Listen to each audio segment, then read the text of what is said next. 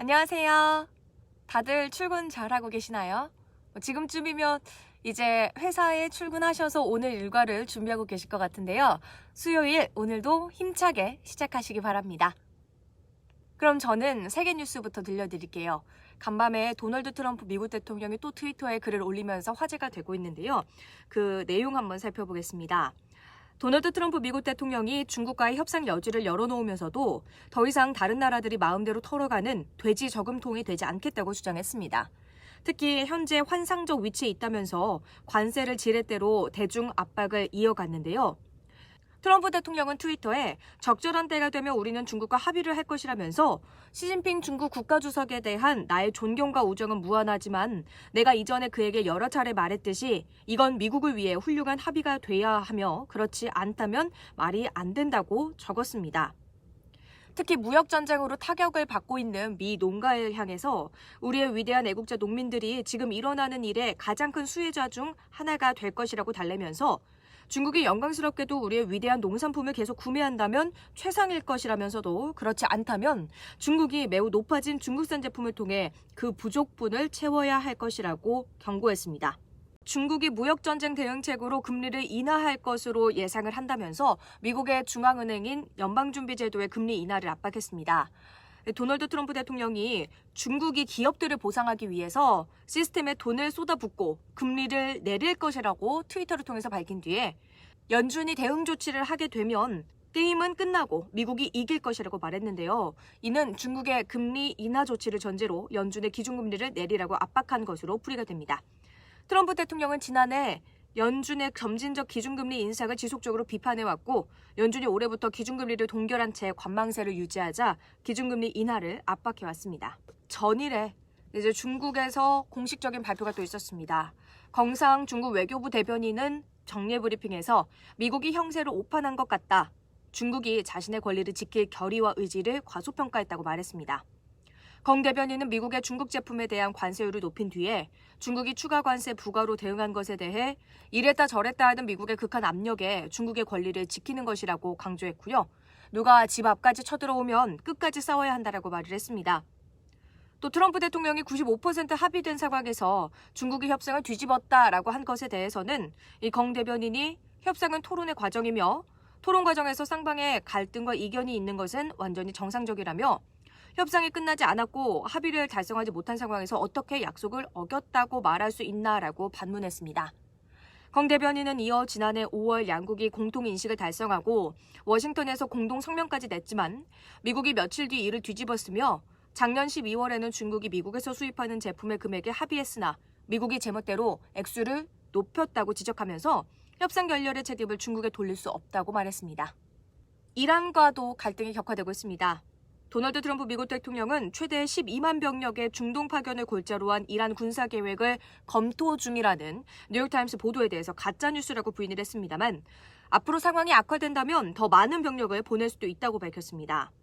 백악관에서 기자들과 만나서 이란 대응을 위해 중동에 12만 병력을 파견할 계획이 있냐는 질문을 받고 가짜뉴스라고 생각한다. 우리는 그것을 계획하지 않았다라고 말해서 현재로서는 이 같은 대이란 군사 계획을 수립하지 않았음을 시사했습니다.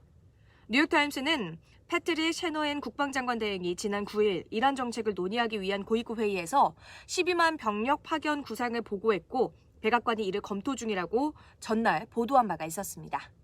정부의 에너지 정책에 한국전력이 또다시 어닝쇼크를 기록했습니다. 재생에너지 비중을 확대하고 미세먼지에 대한 대응으로 석탄 발전을 줄인 탓에 값비싼 액화 천연가스 의존도가 커지면서 2분기 연속 적자 행진을 이어갔습니다. 14일 한국전력은 1분기 연결기준 영업이익이 6,299억 원 적자를 기록했다고 밝혔습니다. 지난해 같은 기간에 비해 적자 폭이 5,023억 원 늘어난 것입니다. 영업적자 3천억 원대를 예상했던 시장 전망을 훌쩍 뛰어넘은 것으로 1분기 기준으로는 역대 최악의 적자입니다. 문재인 대통령이 14일 최저임금, 탄력근로제, 주 52시간 근무제 등 사회적 대타협이 필요한 사안에 대해 기업인들 목소리에 더욱 귀 기울이겠다고 말했습니다. 문 대통령은 이날 서울 여의도 중소기업 중앙회에서 열린 2019 대한민국 중소기업인 대회에 참석해 중소기업의 성장은 우리 정부의 변함없는 목표라며 이같이 말했습니다. 문 대통령은 지난 9일 취임 2주년 방송대담에서 최저임금 인상 속도에 제어가 필요하다는 점을 인정했습니다. 이어 탄력근로제, 주 52시간 근무제 등에서 기업인 의견을 존중하겠다고 밝힌 것은 이번이 처음이어서 주목됩니다. 신동빈 롯데그룹 회장이 국내 재계 총수 중에서 최초로 도널드 트럼프 미국 대통령과 면담했습니다. 신 회장은 지난 3월에도 국내 재계 인사들과 함께 아베 신조 일본 총리를 예방해 한일 관계에 관한 이낙연 국무총리의 메모를 전달하는 등 민간 외교사절 역할을 톡톡히 해 이번 면담도 한미 관계 개선에 기여할 것으로 기대됩니다. 13일 신 회장은 미국 워싱턴 DC 백악관에서 트럼프 대통령을 만나 투자 확대와 협력 방안 등에 대해 논의했습니다. 이 자리에는 매슈 포틴저 미국 국가안전보장회의 아시아 담당 선임 보좌관과 조윤재 주미대사, 김교연 롯데화학 비유장, 윤종민 롯데지주 경영전략실장 등이 함께했습니다. 기획재정부가 14일 서울지방조달청에서 2호승 1차관 주제로 보세 판매자 면세점 제도운영위원회를 열어서 대기업 시내 면세점 신규 특허를 추가로 5개 허용하기로 결정했습니다. 지역별로는 서울 3개, 인천 1개, 광주 1개인데요. 정부는 지방자치단체 기준으로 전년보다 면세점 매출액이 2천억 원 이상 또는 외국인 관광객이 20만 명 이상 늘어나면 해당 지역에 대기업 면세점 신규 특허를 내주기로 요건을 완화한 바가 있습니다. 예외적으로 면세점이 없는 지역은 지자체 요구가 있다면 요건에 상관없이 대기업 신규 특허가 가능하게 됩니다. 네, 이어서 버스 파업 이야기 전해드릴게요. 울산을 제외한 대부분 지역의 노조가 파업을 유보하거나 철회하는 결정을 내림에 따라서 주무부처인 국토교통부는 일단 안도하는 분위기입니다.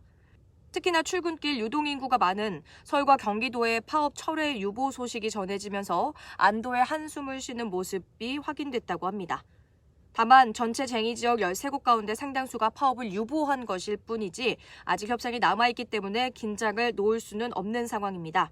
협상의 주체가 자치단체이기 때문에 직접적인 개입은 어렵지만 지자체에 대한 독려와 외곽의 지원을 계속할 방침이라고 합니다.